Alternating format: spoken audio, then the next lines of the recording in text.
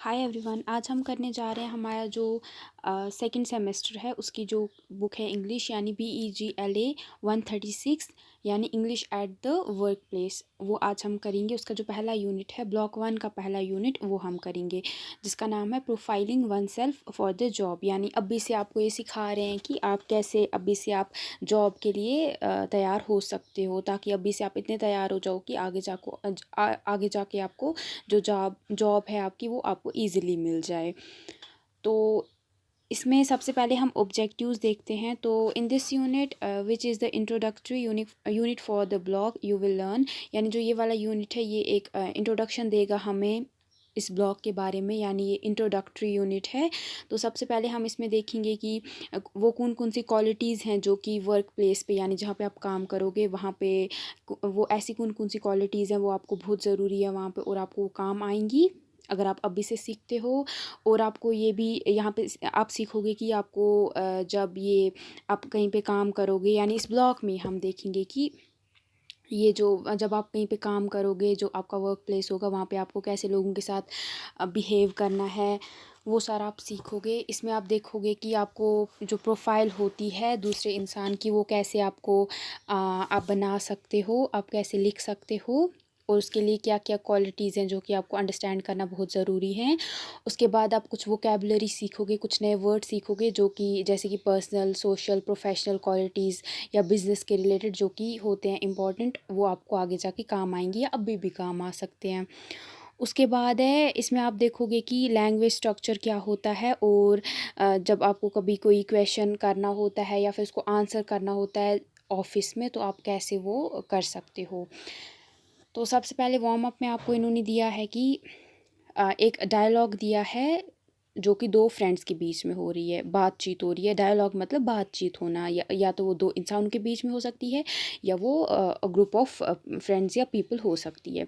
तो सबसे ये जो डायलॉग है ये सलमान और आमिर के बीच में हो रहा है। तो सलमान पहले बोलता है कि you know final year of college is almost getting over and I am so confused about life, I don't know what kind of job I want, what about you. तो ये उसको बोलता है कि आप जैसे कि तुम्हें पता है कि मेरा जो फाइनल ईयर है, यानी ये शायद ग्रेजुएशन कर रहा होगा, तो जो इसका फाइनल ईयर है वो ख़त्म होने वाला होता है और ये अपनी लाइफ को लेके बहुत ज़्यादा कंफ्यूज्ड है। इसको नहीं समझ आ रहा है कि ये किस किस्म की जॉब करना चाहता है, तो इसको लेके कंफ्यूज्ड है। और ये बात अपने फ्रेंड आमिर को बोलता है और आमिर इसको फिर आमिर को पूछता है कि तुमने क्या सोचा है, तुम क्या करना चाहते हो आगे। तो आमिर बोलता है कि मुझे तो इतना पता है कि मैं कोई ऐसी जॉब करना चाहूँगा जिसमें मुझे अच्छी सैलरी मिल जाए। तो उसके बाद सलमान बोलता है लेकिन तुम्हें तो कुछ जॉब के जो ऑब्जेक्टिव्स हैं, यानी तुम्हें जॉब से क्या चाहिए वो सारा तुम्हें पहले ही पता होना चाहिए ना। जैसे जो आमिर था उसको चाहिए था कि एक अच्छी सैलरी के साथ जॉब चाहिए थी, तो ये सलमान बोलता है उसको कि लेकिन इसके कुछ और मतलब ये बोलता है कि इसके साथ कुछ और ऑब्जेक्टिव्स भी होते हैं ना लाइफ के। तो आमिर बोलता है कि मेरे ऑब्जेक्टिव्स बहुत सिंपल हैं। मैं चाहता हूँ कि मुझे जो मेरी सर्विस है जो मैं काम करूँ उसमें मुझे सिक्योरिटी हो, कोई भी मेरी लाइफ जो मेरी जॉब है उसको छीन ना ले और जिसमें मैं बहुत अच्छे से मुझे एक अपॉर्चुनिटी मिले कि मैं अपनी लाइफ में कुछ अच्छा कर पाऊँ, मैं ऐसी जॉब करना चाहता हूँ। सलमान बोलता है कि लेकिन हर एक का कोई शॉर्ट टर्म या लॉन्ग टर्म गोल तो होता है ना।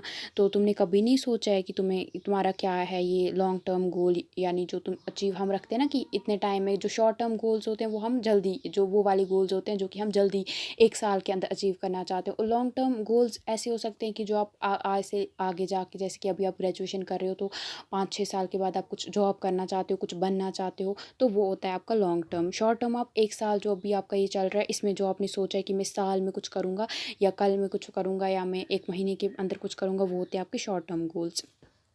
तो ये उसको यही पूछता है। तो उसके बाद ये आपको बोलता है कि अब आप अपने फ्रेंड को और खुद मिल के क्या करो, जो ये सलमान और आमिर का जो ये रोल इनको रोल प्ले दिया था, मतलब ये जो ये था डायलॉग, इनको आप क्या करो इनैक्ट करो, यानी आप वापस से सोचो कि ये जो बातचीत है ये आप दोनों के बीच में हो रही है, आपके फ्रेंड और आपके बीच में। तो आप एक दूसरे को अपने जो एक को दो सलमान का रोल और आप खुद को रखो आमिर का रोल और फिर इन लाइंस को ये करो, मतलब रिपीट करो और इसमें आप अपने और लाइंस भी ऐड कर सकते हो। तो अब आपको है कि ये देखिए कि रीडिंग कंप्रहेंशन में है प्रोफाइल। प्रोफाइल क्या होती है? तो ये देखो हम पढ़ेंगे यहाँ पे जो विलियम बिल एच गेट्स है, जिनके बारे में आपने पढ़ा होगा, उनके बारे में, यानी बिल गेट्स जो हैं, जिनको हम बोलते हैं बिल गेट्स, तो उनके बारे में। तो ये बोलता है कि you must have heard William Bill H Gates, chairman of Microsoft Corporation, who is among the world's richest people. Read his profile and answer the questions that follow. तो ये आपको बोल रहा है कि जो आपने तो सुना होगा कि विलियम बिल गेट्स जो हैं ये कौन हैं। तो आपको बता दें ये हैं जो माइक्रोसॉफ्ट कॉरपोरेशन है उसके ये चेयरमैन है, ठीक है। और ये दुनिया के दुनिया के मतलब बहुत रिचेस्ट पीपल हैं, ठीक है। ये दुनिया के बहुत अमीर आदमी हैं, जिनका अमीर आदमियों में नाम आता है। जैसे हमारे अंबानीज़ का आता है इंडिया में, तो वर्ल्ड में मतलब वर्ल्ड में भी आता है उनका। अंबानीज़ तो वर्ल्ड लेवल पे हैं, बट हमारे इंडिया में तो वही है ना। तो उसी तरीके से ये भी हैं। तो अब हम इनकी प्रोफाइल पढ़ेंगे और पता करेंगे कि ये कौन थे, क्या करते थे, कब इन्होंने क्या किया, और कुछ क्वेश्चंस फिर जो पूछे होंगे उनको आंसर करेंगे।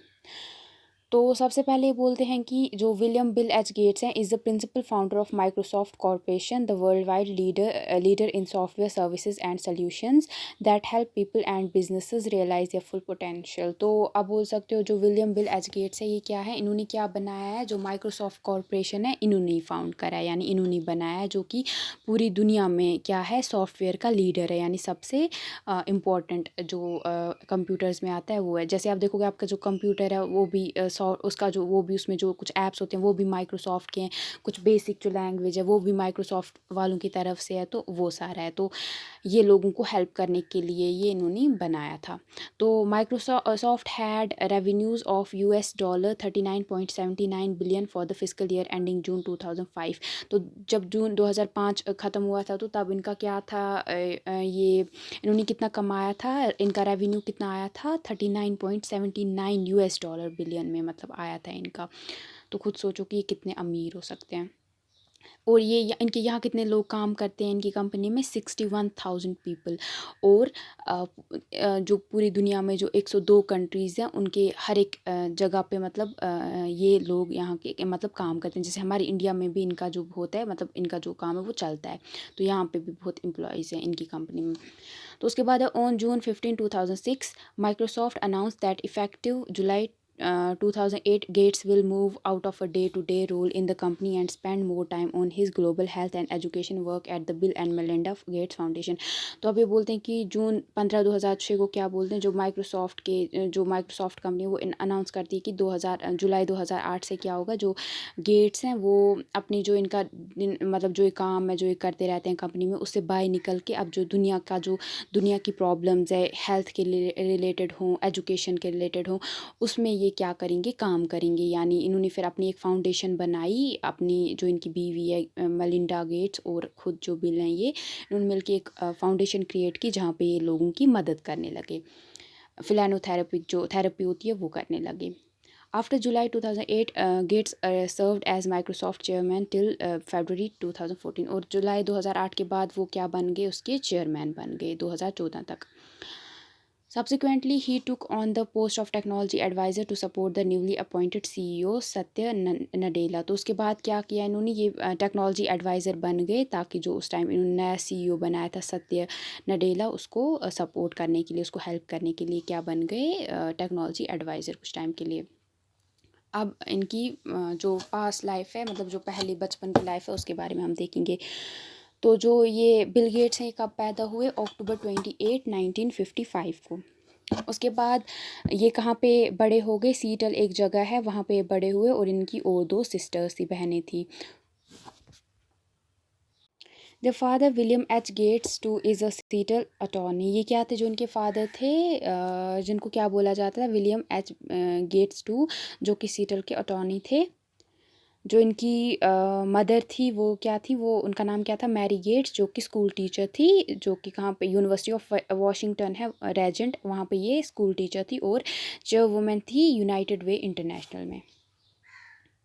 Gets attended a public elementary school and the private Lakeside school. तो ये पहले कहाँ इन्होंने एक पब्लिक एलिमेंट्री स्कूल में अपनी एजुकेशन हासिल की, उसके बाद ये एक प्राइवेट स्कूल में गए जहाँ जिसका नाम क्या था, lake side school.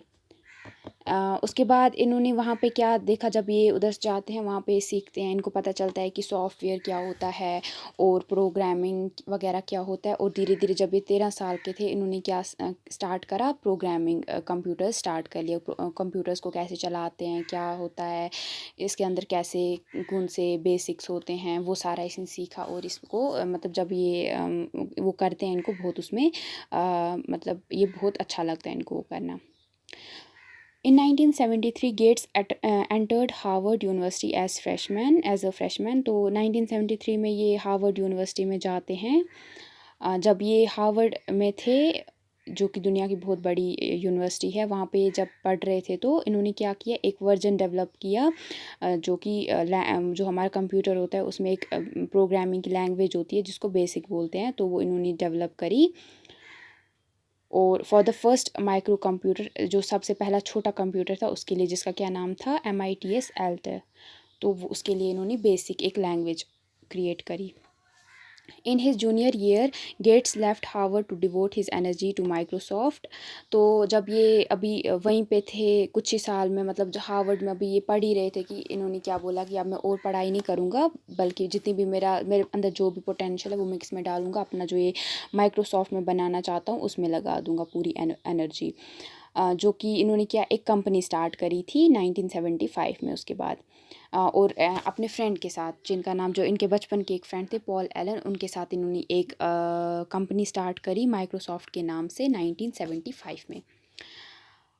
Guided by a belief that the computer would be valuable tool on every office desktop in every home, they began developing software for personal computers। तो उसके बाद क्या, इनका क्या एम था कि जो कंप्यूटर है वो हर एक, चाहे घर हो चाहे ऑफिस हो, उनके मतलब हर एक जगह पे जो ये है कंप्यूटर ये होना चाहिए। और ये बहुत मतलब लोगों को मदद देने वाला है। इसी से इस इंस्पिरेशन से इन्होंने क्या बोला कि हम कुछ ऐसा बनाएंगे कि जो सारे लोग हैं वो अफोर्ड कर सकें और ख़रीद सकें, और उनकी जो भी डेली काम हैं जो भी वो अच्छे से वो कर सकें।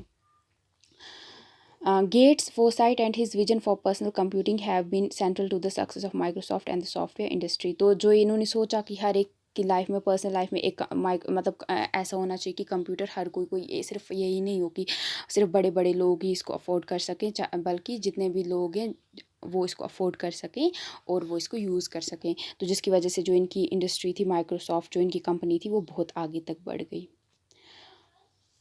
Under Gates' leadership, Microsoft's mission has been to continually advance and improve software technology and to make it easier, more cost-effective and more enjoyable for people to use computers।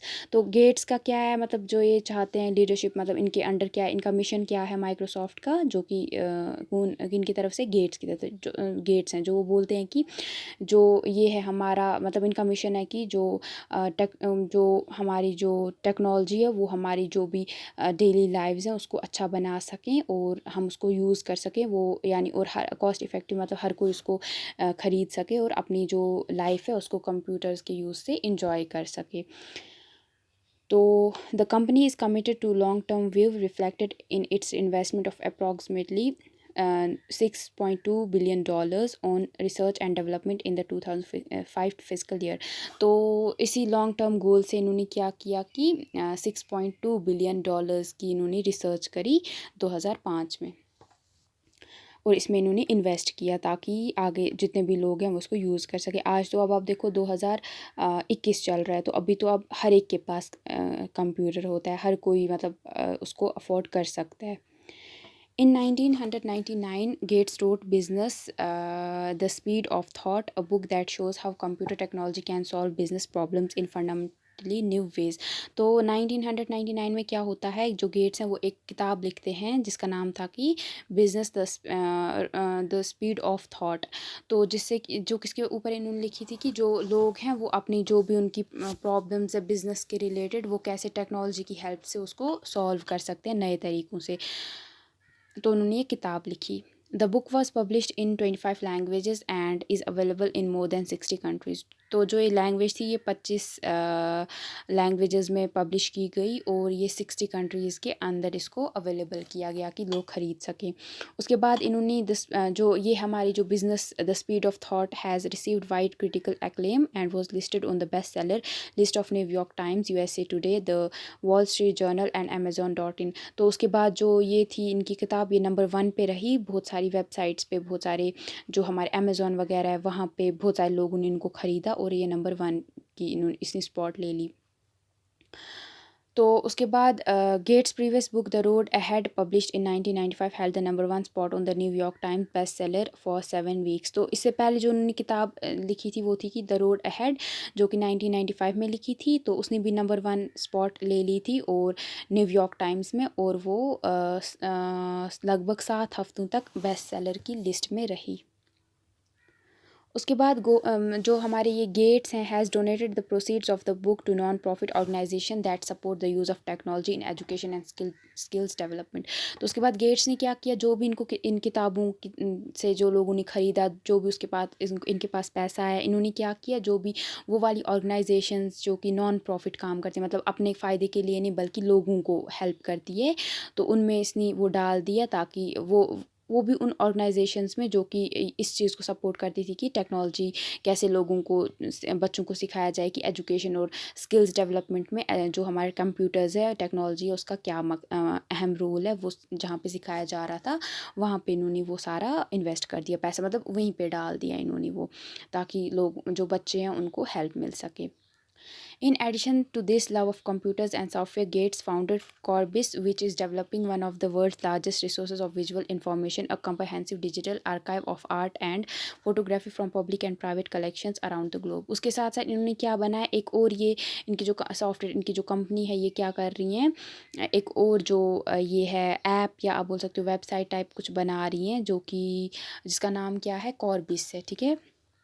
तो ये इसमें क्या कर रहे हैं ये लोग, जितने भी दुनिया में मतलब रिसोर्सेज है, जो अच्छे अच्छे रिसोर्सेज है जो कि लोगों को पसंद आ सकते हैं, जो कि हम देख सकते हैं, वो अपना इसमें एक आर्काइव इन्होंने बनाया है। यानी वहाँ पे क्या कर रहे हैं, जितने भी दुनिया में मतलब अच्छी अच्छी बुक्स मतलब किताब फोटोग्राफ्स हैं, अच्छा अच्छा आर्ट है, मतलब चीज़ें बनाई हुई हैं जो खूबसूरत हैं, वो सारा वहाँ पे उसमें वो जमा कर रहे हैं ताकि एक टाइम आए तो लोग उसको ईज़िली मतलब खोलें और देख सकें।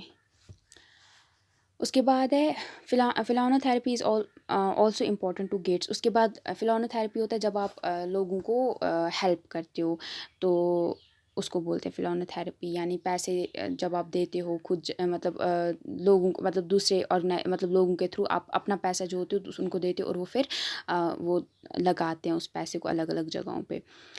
यानी गरीब जो लोग होते हैं उनके लिए वो है मतलब इसमें वो बहुत मतलब करते हैं।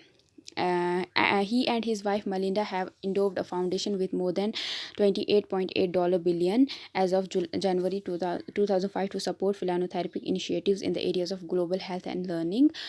तो इसके जो इनकी वाइफ है और ये इन्होंने मिल के क्या किया है, एक फाउंडेशन बनाई है जिसमें इन्होंने $28.8 बिलियन से ज़्यादा पैसे डाले हैं ताकि जितने भी हमारी दुनिया में हेल्थ के रिलेटेड इश्यूज़ हैं या लोगों तक एजुकेशन पहुंच सके, गरीब से गरीब इंसान तक भी एजुकेशन पहुंच सके, उसके लिए इन्होंने बहुत सारे इसमें मतलब इस फाउंडेशन में वो पैसे डालते हैं ताकि लोगों तक एजुकेशन पहुंच सके और उनकी हेल्थ जो है वो बेटर हो सके। आपको जैसे पता होगा कि दुनिया में कितनी प्रॉब्लम्स है, हर कोई एजुकेशन अफोर्ड नहीं कर सकता है, बहुत सारी हेल्थ के रिलेटेड प्रॉब्लम्स हैं, पानी के रिलेटेड हैं, तो उसमें ये क्या कर रहे हैं, पैसा देते हैं ताकि लोगों की हेल्प हो सके।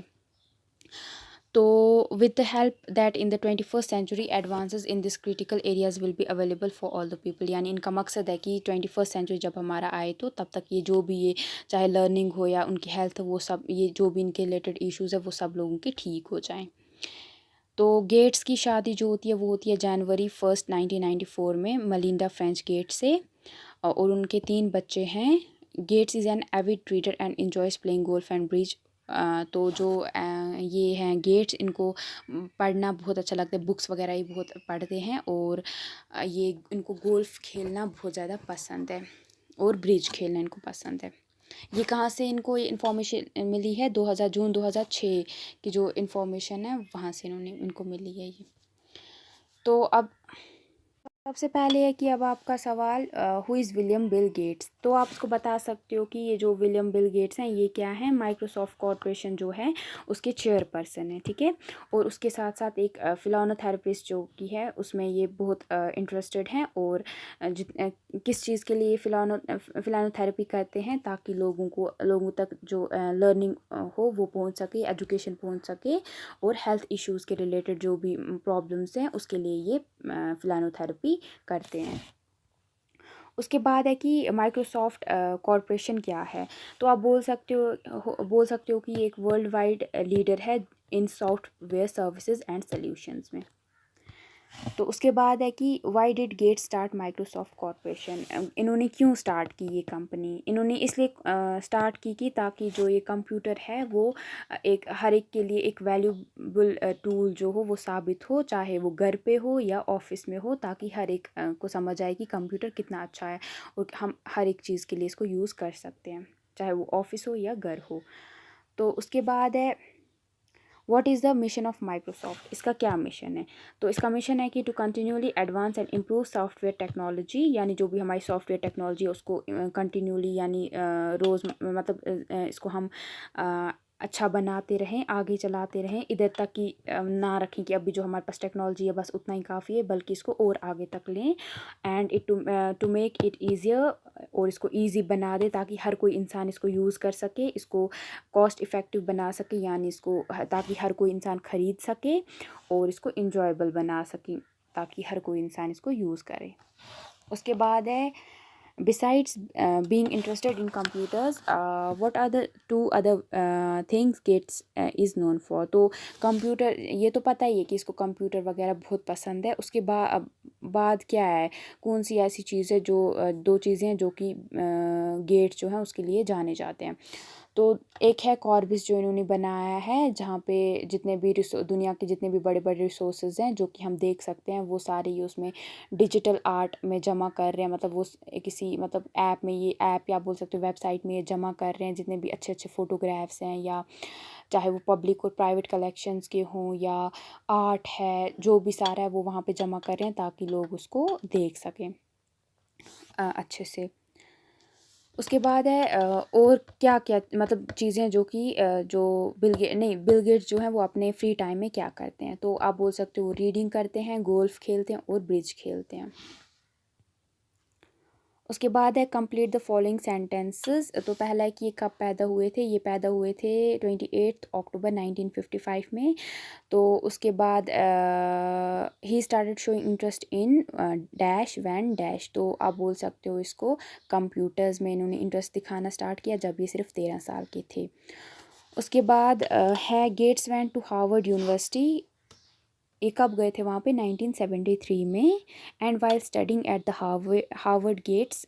तो जब ये वहाँ पे स्टडी कर रहे थे, इन्होंने क्या किया, गेट्स ने क्या किया, इन्होंने एक लैंग्वेज जो कंप्यूटर प्रोग्रामिंग लैंग्वेज है जिसको हम बेसिक बोलते हैं, BASIC, वो इन्होंने बनाई। उसके बाद है इन 1975 में गेट्स ने क्या स्टार्ट किया, इन्होंने अपनी जो माइक्रोसॉफ्ट की कंपनी है वो स्टार्ट की।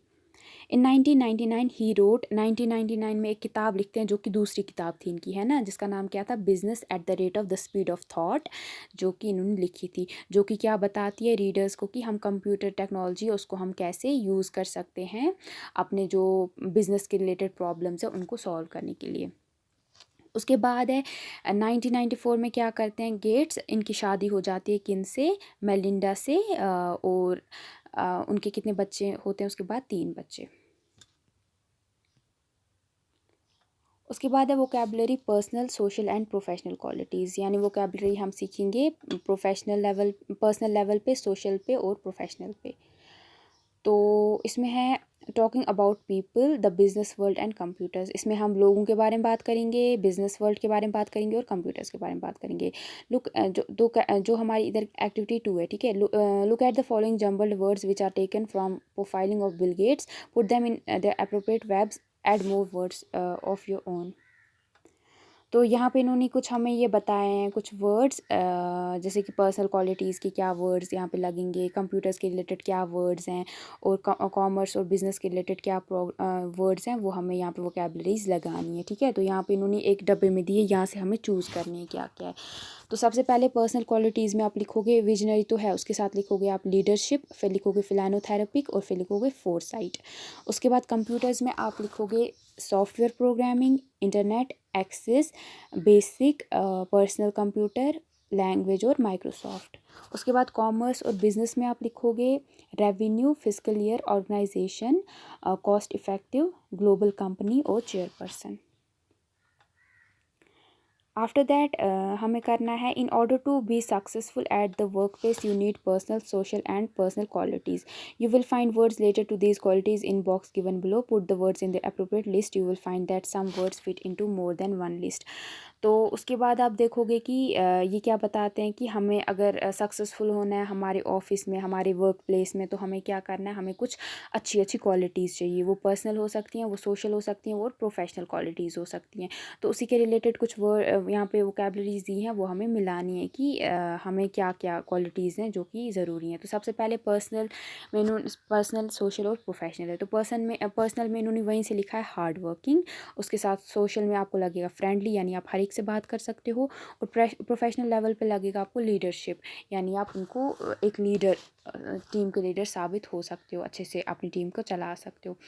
तो दूसरे नंबर पे आप लिख सकते हो पंक्चुअल, उसके साथ लिख सकते हो सोशल में होना चाहिए रोल मॉडल, और तीसरा होना चाहिए टीम लीडर।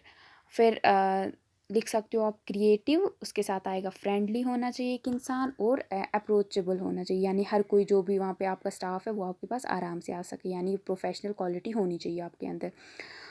और तीसरे नंबर पे आप लिख सकते हो डिसिप्लिन्ड, और सोशल में होना चाहिए एक टीम लीडर, और प्रोफेशनल में आपके पास क्या क्वालिटी होनी चाहिए कि एबल टू मीट डेडलाइंस, यानी कोई भी डेडलाइन आपको ऑफिस वाले दें आप वो जल्दी से कर लो। उसके बाद है आपको from the list above say which 3 qualities from each list are important at workplace, why are they important according to you. आपको उसके बाद बताना है कि इधर 3 क्वालिटी जो ऊपर लिस्ट दी गई थी उसमें से ऐसी 3 क्वालिटीज़ जो कि बहुत इंपॉर्टेंट है ऑफिस में, और आपको क्यों लगता है कि वो इम्पॉर्टेंट है ऑफिस में, वो 3 क्वालिटीज़ वो आपको इसमें लिखना है।